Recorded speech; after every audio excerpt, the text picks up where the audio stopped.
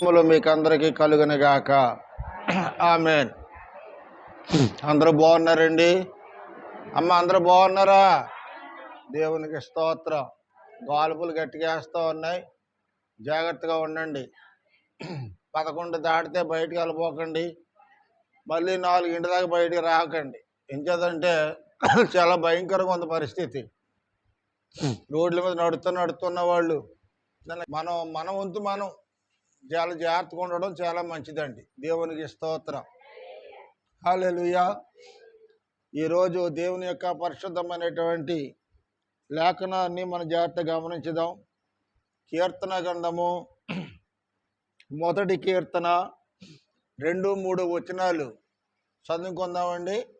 2-3 వచనాలు చదువుకొని కొద్ది మాటలు దేవుని మాటలు విని ఒక అరగంట, మళ్ళీ మనం 11 గంటలకల్లా చర్చి తాళం వేయటం జరుగుతుంది.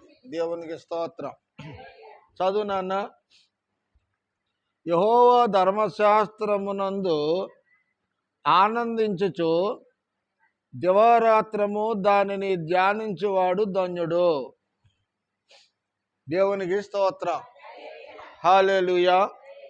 యెహోవా ధర్మశాస్త్రమునందు ఆనందించుచు దివారాత్రులు దానిని ధ్యానించే నరుడు ధన్యుడు అని వాక్యం చలవిస్తూ ఉంది.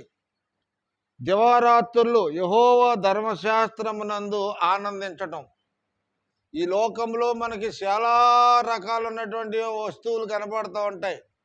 ఇష్టమైన వస్తువులు ఉంటాయి, ఇష్టం లేని వస్తువులు కూడా ఉంటాయి. ఇష్టమైన వస్తువులు యందు మనం ఏం చేస్తామండి? ఆనందిస్తూ ఉంటాం. ఈ లోకంలో బాగా ఇష్టమైనది, విలువైనది ఏముంది అంటే అది బంగారమే అని చెప్తారు కదండి. బంగారమే.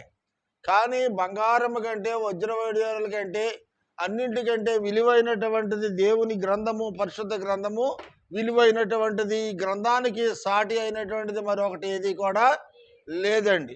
మనం ఏదైనా దేని ఎందైనా అతిశయించుతున్నాము అంటే మన అతిశయము దేవుని గ్రంథం మీద, దేవుని పట్ల మన అతిశయాన్ని కలిగిన వారమై ఉండాలి.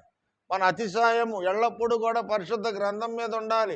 పరిశుద్ధమైన గ్రంథంలో ఉన్నటువంటి అంశాల మీద మన జ్ఞానము, ధ్యాస కలిగిన వారమై మనం ఉండాలని వాక్యం చలవిస్తూ ఉంది.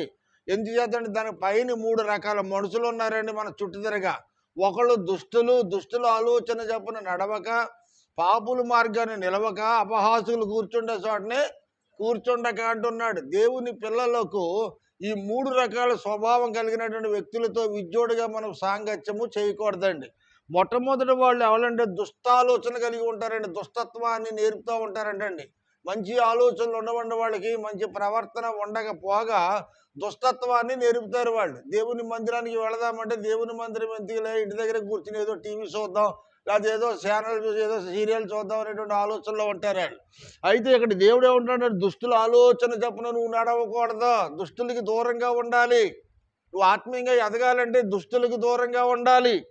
రెండవదిగా పాపుల మార్గాన్ని నీవు ప్రవేశించకూడదు, పాపుల మార్గాన్ని నువ్వు వెళ్ళకూడదు. వాళ్ళు రమ్మంటారు, నిన్ను అటు రమ్మంటారు, ఇటు రమ్మంటారు. పాపుల మార్గానికి నువ్వు వెళ్ళకూడదు. పాపపు మార్గము మనకి అసహ్యమైనటువంటిది. పాపుల మార్గాలలో మనం అసలు ప్రయాణమే చేయకూడదు. పాపులు మనల్ని ప్రేమిస్తూ ఉంటారు, పొంచుతూ ఉంటారు. పొంచి అక్కడికి వెళ్దాం రండి, ఇక్కడికి వెళ్దాం రండి అంటూ ఉంటారు. కానీ దేవుడు ఏమంటున్నాడంటే పాపుల మార్గమును నిలువక. ఎక్కడండి? పాపముల మార్గాన్ని నిలవక, అపహాసుకులు కూర్చుండే చోట కూర్చుండక. మనం ఇప్పుడు ఎక్కడ కూర్చున్నాం? మనం దేవుని మందిరంలో కూర్చున్నాం. ఇంతవరకు గొలుసు ప్రార్థనలు చేసాం అందరము కలిసి, ఒకరనకాల ఒకరు. ఉదయం 9 గంటల నుంచి కూడా ప్రారంభించి 10 గంటల వరకు అందరం కలిసి ప్రార్థన చేసాం 1 గంట సేపు. దేవునికి స్తోత్రం. ప్రార్థన రాని చిన్నపిల్లలు కూడా ప్రార్థన చేసేది ఈరోజు. మనం అనుకుంటాం వాళ్ళు ప్రార్థన చేయడం రాదు అని.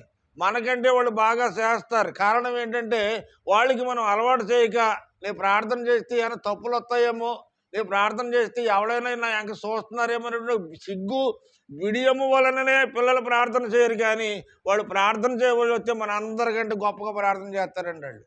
దేవునికి స్తోత్రం.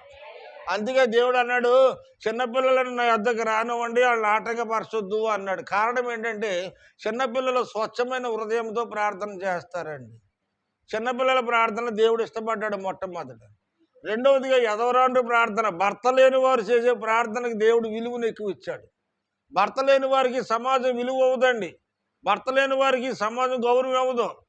కానీ దేవుడు అంటున్నాడు, భర్తకున్నంత కాలము భర్త పక్కన ఉంటుందామే, భర్త చనిపోయిన వాళ్ళకి నేను ఉంటాను వాళ్ళ పక్కన అన్నాడు దేవుడు. దేవునికి స్తోత్రం. మన భర్త కంటే విలువైన వాడు, యుగ యుగాలు చిరతరాలు మనకు తోడై ఉండేవాడు మన సృష్టికర్త అనేటువంటి దేవాది దేవుడేనండి. అంచేత అయ్యో నా భర్త లేడు, అయ్యో పిల్లలు సరిగ్గా చూడలేదు, నేను ఒంటరిదాన్ని అయిపోయినటువంటి బాధ మనలో ఎప్పుడు కూడా రాకుండా దేవుడు మనతో ఉన్నాడు అనేటువంటి సత్యాన్ని మనం ఎప్పుడు కూడా మర్చిపోకూడదండి. దేవుడు మనతో ఉన్నాడు. ఎవరితో ఉన్నాడు? మనందరితో కాదు, ఎదవరాండ్రతో ఉంటాడు ఎక్కువగా. ఎదవరాండ్రతో దేవుడు ఉంటాడు, చంటి బిడ్డలతో దేవుడు ఉంటాడు.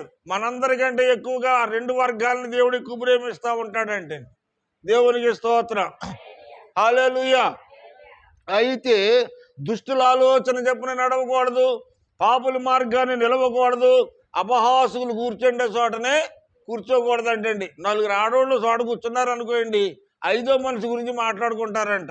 నలుగురు ఆడవాళ్ళు చోట కూర్చున్నా, ఇద్దరు ఆడవాళ్ళు కూర్చున్నా, మూడో మనిషి గురించి మాట్లాడుకుంటారు. వాళ్ళిద్దరు మాట్లాడుకోరంటండి, మూడో మనిషి గురించి మాట్లాడతాడంట. అంటే ఒక వ్యక్తి మరో వ్యక్తి కలిసి కూర్చున్నప్పుడు మూడో వ్యక్తి గురించి మంచో చెడో ఏదో ఒకటి మాట్లాడుతూ ఉంటారు. అదే మనం దేవుని మందిరానికి వచ్చామనుకో, ఏం మాట్లాడతామండి? దేవుని వాక్యాన్ని గురించి మాట్లాడుకుంటాం, దేవుని మాటల గురించి మాట్లాడుకుంటాం, దేవుని యొక్క తీర్మానం గురించి మాట్లాడుకుంటాం. దేవునిలో ఎదగాలని, మన కుటుంబాలు బాగోవాలని, మన పిల్లలు బాగోవాలని, నిత్యము మన యొక్క బంధువులు, స్నేహితులు, శ్రేయాభిలాసులు, మన పిల్లలందరూ కూడా బాగోవాలని ఏం చేస్తామండి? ఇక్కడ ప్రార్థన చేస్తాం. దేవునికి స్తోత్రం. అవునా కాదంటారా? మనం ఇక్కడ ఏం చేస్తాం? మనము దేవుని మందిరంలో కూర్చున్న వాళ్ళు ప్రార్థన చేస్తారు. అపహాసులు కూర్చుంటే చూడండి, కూర్చోవద్దు అన్నాడు. ఎందుకంటే అక్కడక్కడ రాళ్ళు వేస్తారండి. మీ ఊళ్ళో ఎక్కువగా ఉంటాయి రాళ్ళు. వేసారు కదా ఈదుల్లో, ఏం చేస్తారు? అక్కడ కూర్చుంటారు. ఆడవాళ్ళు బ్యాచ్ ఆడవాళ్ళు కూర్చుంటారు, మగవాళ్ళు బ్యాచ్ మగవాళ్ళు కూడా కూర్చుంటారు. మగవాళ్ళు ఎక్కువ శాతం కూర్చుంటారు, మగవాళ్ళు లేని సమయంలో ఆడవాళ్ళు కూడా కూర్చుంటారండి. చాలా చోట్ల చూస్తూ ఉంటారు. దేవునికి స్తోత్రం. వాళ్ళు కూర్చున్నది దేనికోసం అంటే అపహాసకులు, అంటే ఇతరులను అపహాసం చేసేటువంటి మాటలు వాళ్ళు మాట్లాడుకుంటూ ఉంటారంటండి. అక్కడ ఏదో మాట్లాడుకుంటే రచ్చబండ దగ్గర అంటే కూర్చోరు కదా ఖాళీగాను. మనమంటే ఎంతమంది ఉన్నా దేవుని వాక్యం పట్ల మన కన్ను దృష్టి ఆయన మీద ఉంచి, మన చెవులు ఆయన వైపుకు సాసి, ఆయన వాక్యం పట్ల మన ధ్యానం కలిగి ఉంటాం. మనం అంటే పాండిత్యాన్ని నేర్చుకోవాలి, ఆత్మీయంగా ఎదగాలి, ఆత్మీయంగా బలపడాలి. నేను బలపడాలి, నా కుటుంబాన్ని బలపరచుకోవాలి, నా బిడ్డలను ప్రభు కొరకు నేను సంపాదించాలనేటువంటి ఆసక్తి, దైవభక్తి కలిగి ఉండడం కోసం మనం దేవుని మందిరంలో కూర్చుంటాం. అంచేత ఈదులో రచ్చబండ మీద ఆ బల్ల మీద కూర్చున్నటువంటి వ్యక్తులకి, దేవుని మందిరంలో ఇక్కడ కూర్చున్న వ్యక్తులకి ఎట్టి పరిస్థితులను ఎప్పుడు కూడా సత్సంబంధాలు ఉండవండి. ఏడ కూర్చున్న దానికి వాడు కూర్చున్న దానికి సంబంధాలు లేవు. అందుకే దేవుడు అంటున్నాడు, అపహాసులు కూర్చుండే చోటను మీరు కూర్చుండక ఎక్కడ ఒక్కళ్ళు ఎదురున్న నామంలో ఏకీభవించి ప్రార్థన చేస్తారో వాళ్ళ మధ్యలో నేను ఉంటానన్నాడు. దేవునికి స్తోత్రం. హల్లెలూయా. ఈ మధ్యాహ్నము దేవుడు రచ్చబండ దగ్గర కూర్చున్నాడా, లేకపోతే దేవుని మందిరంలో కూర్చున్న వాళ్ళతో కూర్చున్నాడా? మీరు చెప్పాలి. ఇప్పుడు ఎక్కడున్నాడు ఆయన? దేవుని మందిరములో మనమందరము కూడి ప్రార్థన చేస్తూ ఉంటే దేవుడు మన ప్రార్థనలు ఆలకించుతూ ఉన్నాడు. మనం మాట్లాడుకున్న ప్రతి మాట దేవుడు ఆలకించుతూ ఉన్నాడు. రచ్చబండ దగ్గర దేవుడు లేడండి, అక్కడ కూర్చోడు. ఏం చేదండి? అపహాసులు కూర్చుండే చోటను కూర్చోవడం ఆయనకి ఇష్టమో ఉండదు కనుక ఆయనకి ఇష్టము లేనటువంటి కార్యాలు మనము కూడా చేయకూడదు, మనము కూడా ఇష్టపడకూడదు. దేవునికి స్తోత్రం. ఆయనకి ఇష్టమైన పనులు మనం చేయాలి, ఆయనకి ఇష్టమైనటువంటి రీతిలో మనం నడవాలి. మనం ఎవరిని సంతోషపరచాలి అంటే దేవుణ్ణి మాత్రమే మనం సంతోషపరచాలి. దేవునికి స్తోత్రం. హల్లెలూయా. అందుకని మనము దేవుణ్ణి సంతోషపరిచేవారిగా ఉండాలి అంటే దుష్టత్వాన్ని విడిచిపెట్టాలి, పాపపు మార్గాన్ని విడిచిపెట్టాలి, అపహాసులు కూర్చుండే చోటను కూర్చోవడం మానేసి యెహోవా ధర్మశాస్త్రమునందు ఆనందింతా ఉండాలంటండి. దేవుని ధర్మశాస్త్రం పట్ల ఆనందాన్ని కలిగి ఉండాలి, ప్రార్థన పట్ల ఆనందాన్ని కలిగి ఉండాలి, ప్రార్థన పట్ల ఉత్సాహాన్ని కలిగి ఉండాలి. దేవునిని ప్రేమించే విషయంలో ఆసక్తి కలిగిన జీవితాలు మనలో ఉండాలండి. దేవునికి స్తోత్రం. హల్లెలూయా. ఈరోజు సమాజంలో అన్ని వస్తువుల మీద ఉన్నటువంటి ఆసక్తి దేవుని మీద ఉండటం లేదండి. దేవుని మీద దైవభక్తి కలిగినటువంటి స్త్రీలు కానీ పురుషులు కానీ దేవుని మీద ఆధారపడి కనుక ఉన్నట్లయితే దేవుడు అంటున్నాడు, నీవు నా మందిరంలో ఉంటే నీవు ఆసుపత్రిలో కూర్చోవలసిన అవసరం ఉండదు. ఎందుకంటే ఆయన మందిరంలో కూర్చున్న వాళ్ళని ఆసుపత్రిలో కూర్చున్నవాడండి. ఎంచేతంటే మనము అనారోగ్యం వచ్చినప్పుడు, బలహీనత వచ్చినప్పుడు మన దగ్గర డబ్బు ఉన్నా లేకపోయినా కొంత డబ్బు అప్పు చేసుకుని ఆసుపత్రులకు వెళ్ళవలసి వస్తుందండి. వెళ్ళిన వెంటనే మనకి చీటీ ఇస్తాడా? చీటీ తీసుకోవాలి, 500 చీటీ తీసుకోవాలి. ఆ పేరు వచ్చినప్పుడు 25 పేర్లు 30 పేర్లు అయిన తర్వాత నీ పేరు వస్తుంది. ఆ పేరు వచ్చిన దాకా నువ్వు టీవీ చూస్తా కూర్చోవాలి. ఏమంటే టీవీ చూస్తా కూర్చోవాలి. ఆ టయానికి హాస్పిటల్కి వెళ్తాం, ఆడు ఎక్స్రేలు అంటాడు, అయ్యి అంటాడు, ఇయ్యి అంటాడు, మొత్తం తడిపు మోపుడు వేసి ఎంత పొరుగు లీస్ట్ పెడతాడండి మనకి. ఎంత భయంకరమైన పరిస్థితి చూడండి ప్రియమైన వారులను. ఎందుకంటే దేవుని మందిరంలో ఉండటం వలన అలాంటి ప్రమాదకరమైన పరిస్థితుల్లోంచి మనం విడిపించబడతాం. దేవుని మందిరంలో ఉన్న వాళ్ళకి దేవుడు ఆయుష్ని ఇస్తాడండి, ఆరోగ్యాన్ని ఇస్తాడు ప్రియమైన వారులను. ఈ మధ్య కాలంలో నేను చూస్తుండగా ఎంతోమంది చచ్చిపోయారు. పాస్టర్ గారు చచ్చిపోయాడు, పాస్టర్ గారు చచ్చిపోయాడు అన్న వాళ్ళు అందరూ చచ్చిపోయారండి చాలామంది. ఈరోజు దేవునికి స్తోత్రం. మన గొప్పవాళ్ళని కాదు, దేవుని యొక్క చేతిలో ఉంది మన ఆయుష్. మన ఆయుష్ అయినా, మన ఆరోగ్యమైనా, మన జీవితాలైనా, మన కాలగతులన్నీ కూడా ఆయన చేతిలో ఉన్నాయండి. మనం పోవాలన్నా ఉండాలన్నా ఆయన నిర్ణయం కావాలి. కానీ డాక్టర్ ఎవడండి? డాక్టర్ అయినా వైద్యం చేసి బతికిస్తాడా మనిషిని? ఒకప్పుడు నేను కూడా ఇలా కోమలోకి వెళ్ళిపోయి ఆసుపత్రులు పోలేకపోయి అనేకమైన ఆసుపత్రుల్లో చూసి అనేకమైన ప్రాంతాలు తిరిగినప్పుడు ఏ ఊరండి విజయవాడ ఆసుపత్రులు ఏమన్నారు, 6 వారాల కంటే ఈయన ఎక్కువగా బ్రతకడం, ఏ సమయంలోనైనా నిదట్లో ప్రాణం పోయే ప్రమాదం ఉంది, మెలకుగా వాళ్ళు చూసుకుంటా ఉండండి అన్నారంట. ఏమండి 6 వారాలు ఎలా పోయింది? 6 సంవత్సరాలు అయింది. దేవునికి స్తోత్రం. హల్లెలూయా. 6 వారాలు ఎలా 6 సంవత్సరాలు అయిందండి. అంటే ఈరోజు డాక్టర్ 6 వారాలకి ఇచ్చాడు ఆయుష్ మనకి. ఏమండి దేవుడైతే మనకి ఎంత ఆయుష్ ఇచ్చాడో మనకు తెలియదు. కానీ ఇప్పటికి 6 సంవత్సరాలు అయింది. ఆయన పని కొనసాగుతూనే ఉంది. ఆయన పనులు ఈ గతంలో కంటే ఇప్పుడు బాగా జరుగుతూ ఉన్నాయండి. ఒకప్పుడు నాకు కొన్ని లైసెన్సులు లేవు, కొన్ని పట్టాలు లేవు. ఈ రోజున నాకు అన్ని రకాల పట్టాలు లైసెన్సులు కూడా దేవుడు నాకు ఇచ్చాడు. అంటే చచ్చి బతికిన తర్వాతే దేవుడు ఇవన్నీ కూడా నాకు ఇచ్చాడు. గతకాలము 25 సంవత్సరాలు లేనటువంటి సేవ ఈ 6-7 సంవత్సరాల్లో దేవుడు ఇచ్చాడండి నాకు. అనేకమైనటువంటి విషయాల్లో అనేకమైనటువంటి కార్యాలు చేశాడు. ఎంతోమంది ప్రియమైన వారులారా, ఈ మధ్యాహ్న కాల సమయంలో ఎంతోమంది నన్ను స్వయంగా చనిపోయిన వాళ్ళు పలకరంతా వెళ్తే, అయ్యో పాస్టర్ గారు చచ్చిపోతాడు అనుకున్నాను, దేవుడు ఈ నా భర్తను తీసుకుపోయావో దేవుడు అని ఏడుచుడు కూడా ఉన్నారండి. పాస్టర్ గారు చచ్చిపోతాడు అనుకున్నాను, దేవుడు నా భర్తను తీసిపోయే దేవుడు అండి. ఎంత దుర్మార్గమైనటువంటి ఏడుపులు అండి అయ్యి ప్రియమైన వారులారా. లోపల ఏదైనా కక్ష ఏదైనా ఉంటే మనకు ఇతరుల క్షేమాన్ని కోరి ప్రార్థన చేయాలి. కానీ ఆడు చచ్చిపోవాలి ఈడు చచ్చిపోవాలని ఏడిపోతే పోయేవాళ్ళు ఎవడిపోతారంట? నువ్వేమైతే విత్తుతావో అదే కోస్తావు. పాస్టర్ గారు చచ్చిపోవాలనుకుంటే నువ్వే పోతావు. అవునా? అంచేత యోబు ఎప్పుడు కూడా ఎవరిని చచ్చిపోవాలని కోరుకోల. యోబు ఎవరిని నాశనాన్ని కోరలేదు. కాబట్టి తిరిగి యోబుని బ్రతికించుకున్న దేవుడు ఈరోజు నన్ను కూడా బ్రతికించాడు. దేవుడు బ్రతికించి ఉన్నాడు కాబట్టి ఆయన పని ఇంకా భూమి మీద చేయవలసిన పని ఉంది. నేను చచ్చి బతికిన తర్వాత దరిదాపు 8 మందికి బాప్తిసాలు ఇచ్చాను. 8 మందికి ప్రభువులో సంపాదించాం. ప్రభు కోసం కొన్ని ఆత్మలు సంపాదించడానికి మనం ప్రయాసపడుతున్నాం. కానీ ఈ లోకంలో ఏదో డబ్బులు సంపాదించుకుంటాక, ఎండు బంగారాలు సంపాదించుకుంటా పొట్టకూటు కోసమో దేవుని పని చేయట్లేదు ప్రియమైన వారులను. దేవుని రాకడ సమీపం అయిపోయింది. ఆమోసు గ్రంథంలో మనం చూస్తూ ఉన్నాం. ఆమోసు గ్రంథంలో 8వ అధ్యాయం 8 ఆమోసు గ్రంథం 5:8 అనుకుంటా, అక్కడ రాయబడి ఉంది, దేవుని వాక్యము కరువయ్యే దినాలు వస్తాయని ఎప్పుడో ఏనాడో రాశాడు. ఆ వాక్యపు కరువు దినాలు ఇప్పుడే వచ్చి ఉన్నాయండి. ఎప్పుడెప్పుడో రావడం కాదు. దేవుని వాక్యం ఇంకా మూయబడే దినాలు వాస్తవమైనయండి. ఎక్కడికక్కడ దేవుని మందిరాలు మూయబడతా ఉన్నాయి. ఎక్కడికక్కడ సేవకులు దేవుని వాక్యాన్ని చెప్పకుండా బంధించబడతా ఉంది. రేపు వద్దున్న వాక్యం కావాలని వీధులంట తిరిగిన ఈ మూల నుంచి ఆ మూల తిరిగిన దేవుని వాక్యం నీకు దొరకదంటండి. దేవుని వాక్యము కరువు అయిపోద్దంటండి. ప్రియమైన దేవుని బిడ్డలారా, ఈ మధ్యాహ్న కాల సమయంలో దేవుని వాక్యము కరువైపోయే దినాలలో మనం ఉన్నాం కనుక ఈ వాక్యము దొరికినప్పుడే మనం నేర్చుకోవాలి. ఈ వాక్యము దొరికినప్పుడే మనం తినాలి, దీనిని జీర్ణించుకోవాలి. ఈ వాక్యం అంతా మన హృదయాలలో ఉండాలి. దేవునికి స్తోత్రం. అలాగే ఉండాలి అంటే నీవు దివారాత్రములు దేవుని ధర్మశాస్త్రమునందు ఆనందించే వ్యక్తిగా ఉండాలి. దేవునికి స్తోత్రం. హల్లెలూయా. బంధువులను బట్టి ఆనందించేవాళ్ళు, చుట్టాలను బట్టి ఆనందించేవాళ్ళు, ఈ రోజున అనేకమైన వస్తువులను బట్టి దేవుడు ఆనందిస్తూ ఉంటాడు. ఇప్పుడు మీ పాస్టర్ గారు ఉన్నారనుకోండి, ఆ మనవరాలు బట్టి ఆనందిస్తూ ఉంటుంది. మళ్ళీ ఈ నెలలు మళ్ళీ వెళ్ళేదాకా అసలు ఆవిడకి అంత ఆనందానికి అవధులు ఉండవండి. ఎందుకంటే ఆవిడ బట్టి ఆవిడ సంతోషిస్తూ ఉంటారు. దేవునికి స్తోత్రం. అంటే మీరు సంతోషించడానికి అడుగుతారేమో.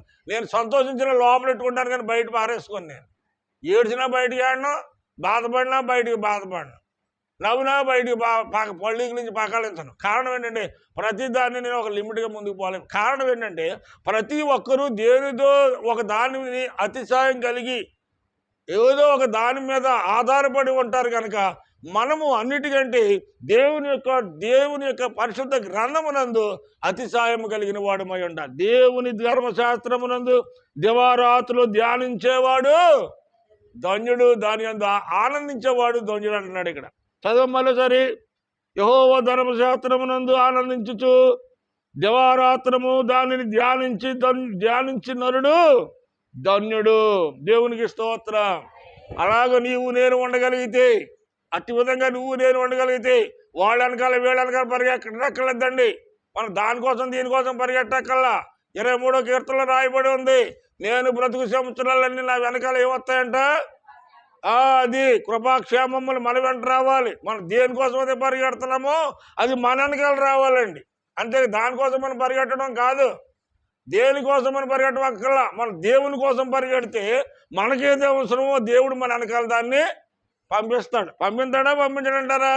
పంపిస్తాడు. అంచేత మనము పరిగెట్టవలసింది దేవుని వెనకాల పరిగెట్టాలి. అంచేత ఇక్కడ ఏమంటున్నాడంటే యెహోవా ధర్మశాస్త్రమునందు ఆనందించుచు దివారాత్రము దానిని ధ్యానించేవాడు ధన్యుడు.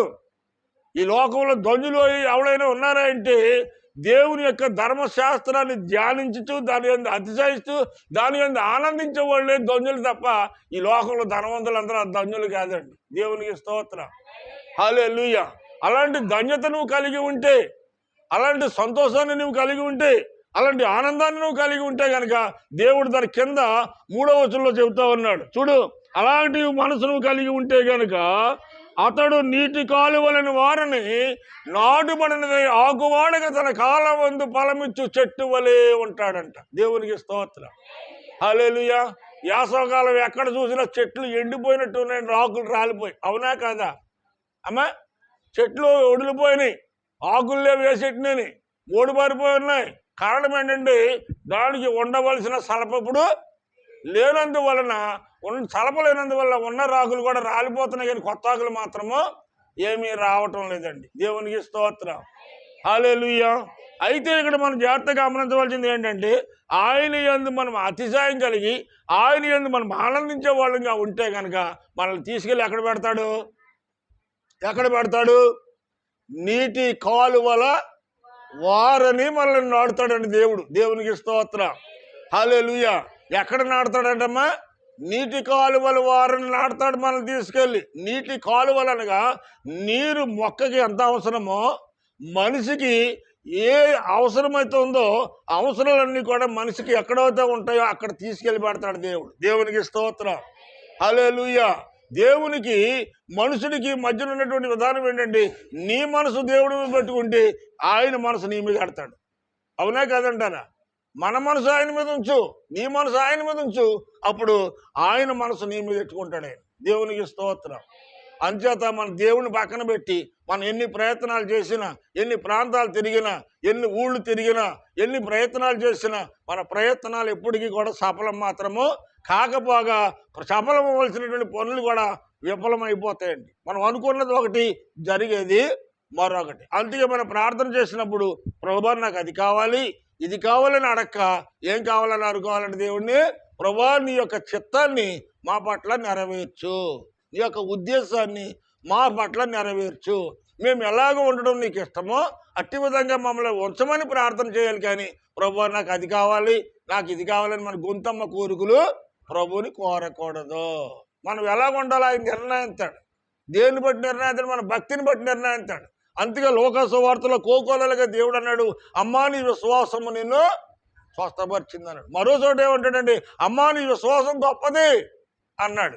దేవునికి ఏది కావాలంటే విశ్వాసములో గొప్పతనం కావాలి. అంటే నీకు విశ్వాసం రావాలంటే వినుట వలన విశ్వాసం కలుగుద్ది తప్ప అక్కడక్కడ కూర్చుంటే దొరుకుద్ది విశ్వాసం దొరకదు. దేవునికి స్తోత్రం. హల్లెలూయా. ఈ మధ్యాహ్న కాల సమయంలో నీకు వాక్యాన్ని ముగిస్తాను. ప్రియమైనటువంటి వారులారా, యెహోవా ధర్మశాస్త్రమును దివారాత్రము ధ్యానించుచు దాని యందు అతిశయించేటువంటి నరుడు మాత్రమే ధన్యుడు. అలాంటి ధన్యత నీవు నేను కలిగి ఉంటే కనుక అట్టి వ్యక్తులను ఏం చేస్తాడంటే నీటి కాలువల వారిన నాటబడినదై కాలగట్టులో ఉన్న చెట్లు చూడండి, ఏడు దగ్గర ఉన్న చెట్లు చూడండి, లేకపోతే మేళగడ గోళం పెట్టుకుని కొండలై కడితే నీళ్లు వాడకం వాడుతూ ఉంటారు కదండి. ఆ వాడకం వాడిన కాడ ఉన్న చెట్లు చూడండి, కొంత దూరంలో ఉన్న చెట్టు చూడండి. వాడకం కాడ ఉన్న చెట్టు ఎప్పుడు పచ్చగా ఉంటుంది, ఆ దూరంగా ఉన్న చెట్టు ఎండిపోయినట్టు ఆకులు కూడా లేకుండా ఉంటుంది. కారణం ఏంటంటే దీని దగ్గర సలప ఉంది, దానికి సలపలేదు. అలాగే అక్కడ రచ్చబండ దగ్గర కూర్చున్న వాళ్ళ దగ్గర ఏమి లేదంట, సలప ఉండదు. దేవునికి స్తోత్రం. ఆయన మందిరంలో కూర్చుని ఆయన చద్దండి ఆయన మాటలు వింటున్న వాళ్ళ దగ్గర సలప ఉంటుంది. అదే నీటి కలవల వారిని జీవజల ఓట అయిన నా వారిని నాటబడిన వారే అంటున్నాడు. మరో చోట ఆయనే జీవజల ఓట అయి ఉన్నాడు. ఆయనే జీవజల ఓట అయిన నా వారిని నాటబడిన వారే అంటున్నాడు. ఆయనతో మనం నాటబడి ఉంటే, ఆయనతో ఐక్యత కలిగి ఉంటే, ఆయనతో మనం సహవాసం చేసినట్లయితే ఎప్పుడు ఎక్కడ ఎలాంటి ఎట్ట కూడా మనకి తగలదండి. దేవునికి స్తోత్రం. హల్లెలూయా. ఎట్ట తగలకుండా ఉండాలంటే సలపున్న చోట ఈ మొక్క ఉండాలండి. ఈ మొక్క సలపున్న చోట ఉండాలంటే ఆ సలప ఎక్కడ ఉంటుందో మనకు తెలియదు, మనం నాటే దేవునికి మాత్రమే తెలుసు. అందుకని నీవు ఆయన వారిని నాటబడిన వ్యక్తిగా ఉన్నట్లయితే అప్పుడు నీవు ఏది చేసినా, వ్యవసాయం చెయ్యి, చెరువులు చెయ్యి, వ్యాపారం చెయ్యి, నువ్వేది చేసినా దేవుడు ఏమంటున్నాడు ఇక్కడ 3వ వచనంలో, అతడు నీటి కాలువల వారిని నాటబడినదై ఆకువాడగా తన కాలముందు ఫలమిచ్చు చెట్టు వలె నుండును. అతడు చేయనిదంతయు కూడా సఫలమా విఫలమా? ఎందుకని సఫలమవుతుంది? ఆయనతో ఉన్న వాళ్ళకి ఏ పని చేసినా దేవుడు సఫలపరుస్తాడంటండి. ఈ రోజు నువ్వు ఆయనతో ఉండాలనుకుంటే, నేనైనా నువ్వైనా ఇంత గాల్పు వేస్తున్నా, గాల్పుల్లో కూడా మనం ఎండను పడి దేవుని మందిరంలోకి వచ్చాము అంటే దేనికోసం వచ్చాం? మన పనులు సఫలం కావాలని వచ్చాం. మన ఏ పనులు ఉన్నాయో, ఏ సమస్యలో ఉన్నామో ఆ తల్లి చెప్తూ ఉంది, ఇప్పుడు కిడ్నీలో టోన్స్ ఉంది, ఆపరేషన్ చేయాలంటే 40-50 వేలు దాటేస్తుంది. వెనకాల పరిచర్య చేసేవాడు కావాలి, ఎన్నో బాధలు ఉన్నాయి దీని వెనకాల. అదే మన ప్రభు పాదాల దగ్గర, ప్రభువా నువ్వు బ్రతికించినా చచ్చినా నీవు తప్ప మాకు ఎవరు వేరే గక్షింతరం లేదని ఆయన పాదాలు పట్టుకుని మనం గోజాడిన రోజుని ఆయన మనల్ని దాటిపోతాడంటారా? దాటిపోయే అంత కఠినమైన హృదయం కలిగిన వాడు ఆయన కాదండి. ఆయన పాదాల దగ్గర మనం గోజాడినప్పుడు ఆయన కనికరించి ఆయన మాట మాత్రం చదివిస్తే చాలు మనం బ్రతికిపోతామండి. ఆయన మాట మాత్రం చదివిస్తే చాలు. ఆ వస్త్రపు చెంగు ముట్టుకున్న ఆ తల్లి కూడా అంది, ఆయన వస్త్రపు చెంగు ముట్టుకుంటే చాలు స్వస్థ పొందుతాను అన్నాడు. ఎక్కడో ఊరిలో ఉన్నటువంటి వ్యక్తిని, ప్రభువా నువ్వు నా ఇంటి దాకా రావక్కర్లేదునైనా నువ్వు మాట మాత్రం చదివిస్తే అక్కడ నా కుమారుడు నా దాసుడు స్వస్థతను అందుకుంటాడు. ఒక్క మాట చాలు మనం బ్రతకటానికి, ఒక్క మాట చాలు. ఆయన మాటలో జీవం ఉంది, ఆయన మాటలో శక్తి ఉంది, ఆయన మాటలో ప్రభావం ఉంది.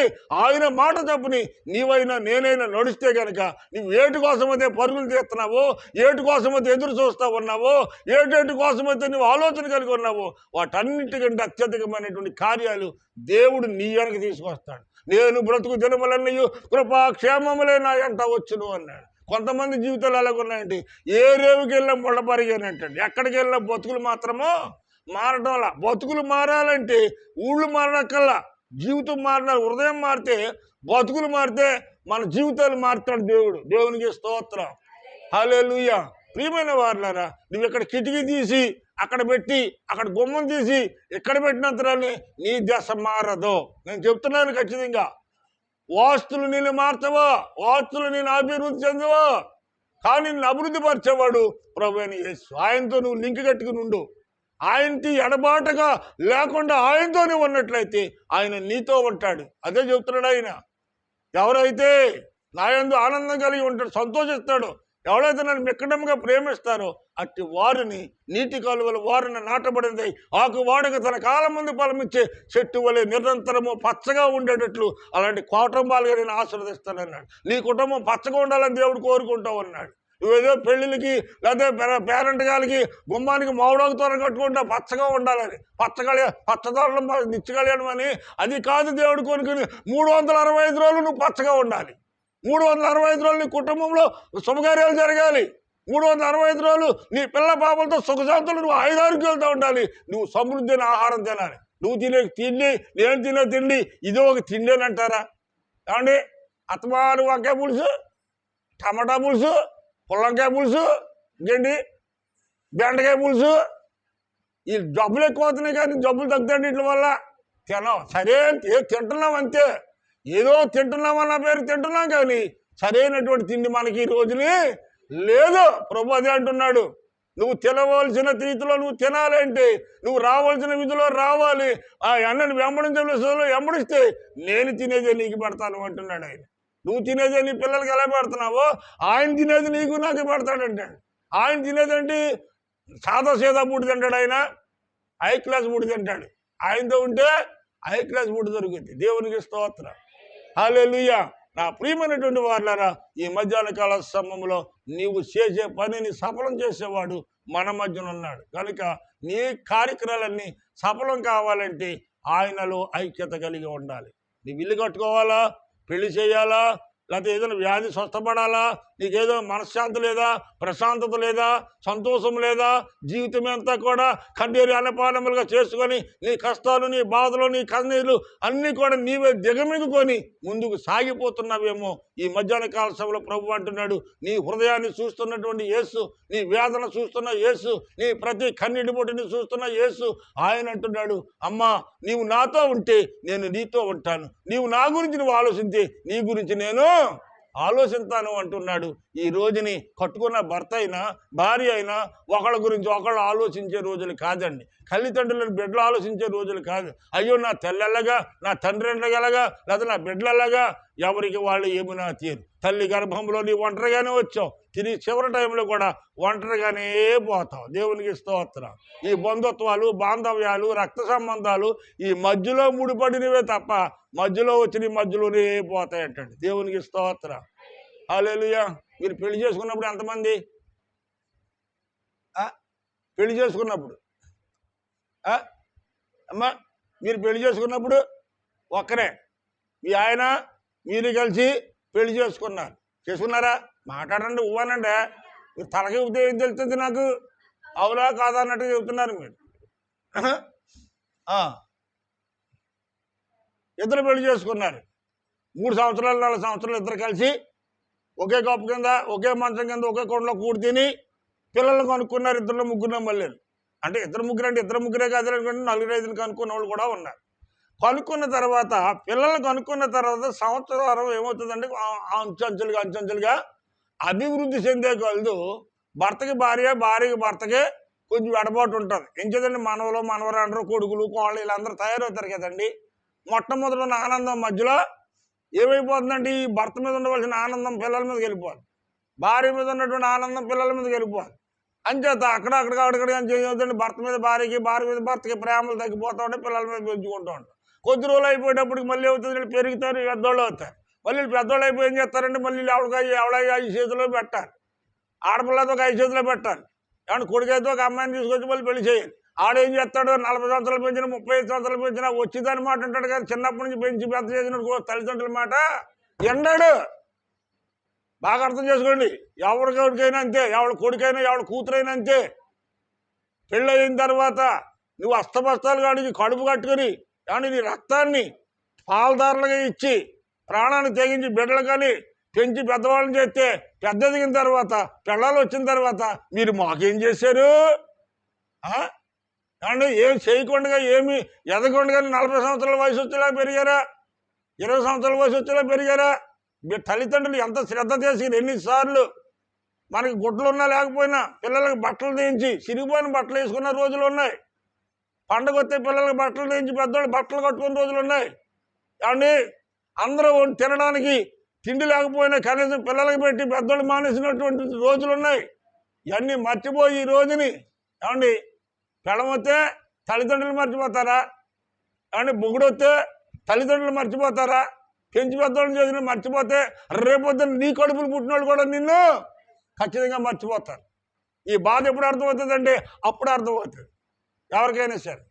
అంచేత వృద్ధులు ఉండటము, చాలా కుటుంబాలు వృద్ధులు ఉండరండి. కారణం ఏంటంటే ఈ రోజున చాలామంది మనం చూస్తూ ఉంటాం, ఎక్కడ చూసినా వృద్ధులను ప్రేమించేవాళ్ళు లేరండి. వృద్ధులు లేక ఏడ్చేవాళ్ళు కొంతమంది ఉన్నారు. ఇంటికి పెద్ద దిక్కు చాలా సంతోషం అండి, ఆశీర్వాదాలండి. ఇంట్లో పెద్దోళ్ళు ఉంటే ఆశీర్వాదాలు. దేవునికి స్తోత్రం, హల్లెలూయా. ఇప్పుడు దిబోరా గారు ఉన్నారు, కొడుకు ఉంది, కోళ్ళు ఉన్నాడు, ఉన్నారండి. కొడుకు కోళ్ళు ఉన్నారు, ఆవిడని ఆడ పోషిస్తున్నారు. ఇప్పుడు ఎవరో కొడుకే, కొడుకు కోళ్ళ పోషించాలి. ఏం చేద్దంటే 55 సంవత్సరాలు దాటితే చేసుకునే ఓపిక ఇంకాళ్ళకి ఉండదు, ఆళ్ళ పెంచాలి. అంతేగాని ఈవిడిని గోగితే ఆళ్ళ అత్మాని ఈవిడిని పెంచడం మానేసి ఈవిడి దగ్గర ఆళ్ళు గోగుతూ ఉంటే పెన్షన్ వచ్చినప్పుడు అలాగే అలా కూర్చున్నారు. మొన్న ఎక్కడో దేంట్లో కానీ చూశాను. ఏంటి చూసావు కదమ్మా నువ్వు, పెన్షన్ డబ్బులు వస్తే పెన్షన్ లెక్కెట్టుకుంటే 4000 రూపాయలు లెక్కెట్టుకుంటే మనవరాలు పక్క నుంచి ఇలాగంటుంది. డ్యాన్స్ చేసి చెబుతుంది,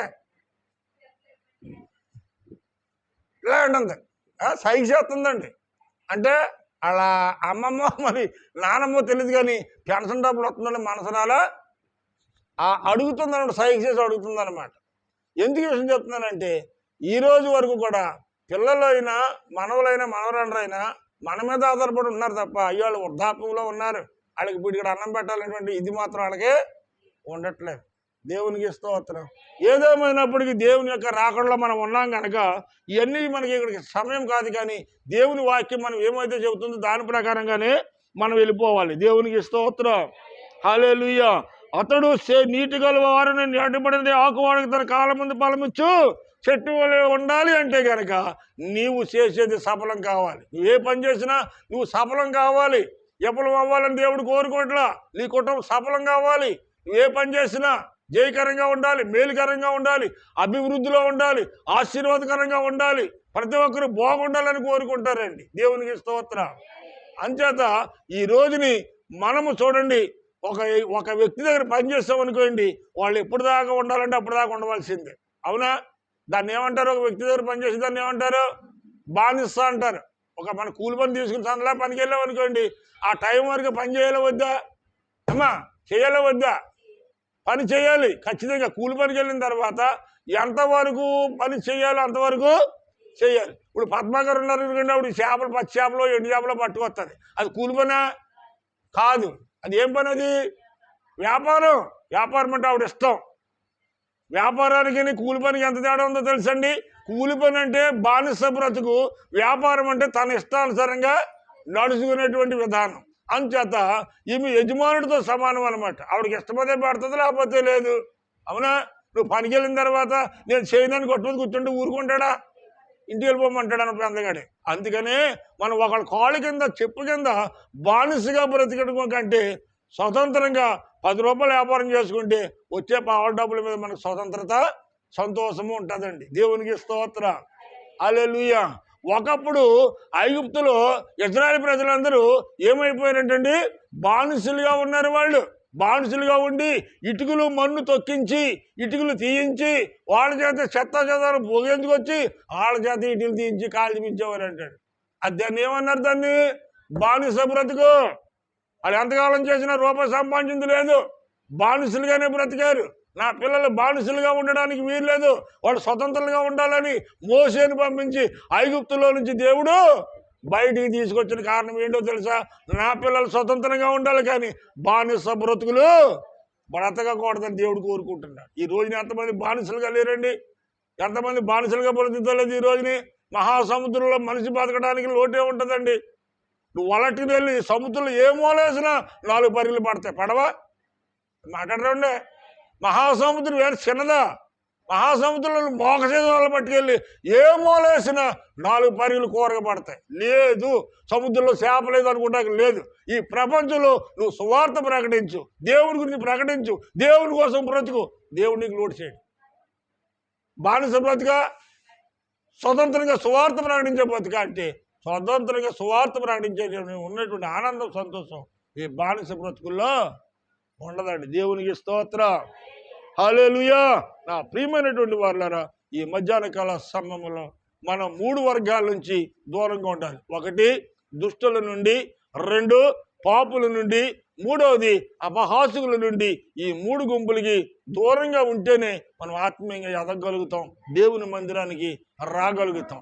దేవుని మందిరానికి వచ్చినటువంటి మనము, దేవుని మాటలు వింటున్నటువంటి మనము, దేవుని వాక్యం వింటున్నటువంటి మనము దాన్ని నెవరు వేసుకొని పరిశుద్ధాత్మ దేవ ఈ వాక్యం అనే విత్తనానికి నీ పరిశుద్ధాత్మ నీరుని కట్టి 30 దొంతులు 60 దొంతులు 100 వంతులుగా ఫలింపజేసి అభివృద్ధి పరిచి ఆశీర్వదించమని ప్రభువుని మనం అడగాలండి. ప్రభువుని మనం అడిగినప్పుడు, ప్రభు సన్నిధిలో మనం ధ్యానించినప్పుడు, ప్రభు సన్నిధిలో మనం అతిశయించినప్పుడు, ప్రభు సన్నిధిలో మనం ఆనందించినప్పుడు ప్రభు అంటున్నాడు, నువ్వే పని చేసినా నేను ఆశీర్వదింతాను. ఏ పని చేసినా సరే, ఏ పని చేసుకుంటావో చేసుకో, నువ్వు చేసుకునే పని అంతటిని నేను ఆశీర్వదింతానండి. నువ్వు చేయ పని అంతటిని, అతడు చేయి పని అంతటిని దేవుడు ఏం చేశాడమ్మా?